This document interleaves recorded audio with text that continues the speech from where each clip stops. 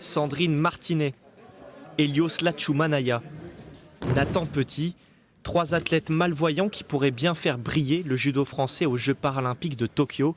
Mais avant de fouler les tatamis japonais, l'équipe de France fait escale au Pôle Espoir de Limoges, un site qu'elle connaît déjà. C'est un lieu qu'on a déjà fréquenté sur d'autres stages précédemment.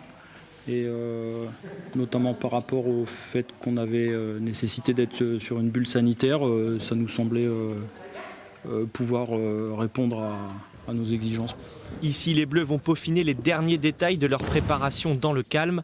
À leur service, une quinzaine de jeunes judokas, dont certains espoirs du pôle judo de Limoges. C'est comme une opportunité en or. Ça fait plaisir d'avoir été sélectionnée. Et voilà, j'espère qu'on va faire tout ce qu'il faut pour qu'elle puisse réussir après au jeu. Elle, c'est Sandrine Martinet, médaillée d'or à Rio en 2016. Elle tentera cette fois-ci d'aller chercher le titre au pays du judo, avec la responsabilité supplémentaire d'être porte-drapeau.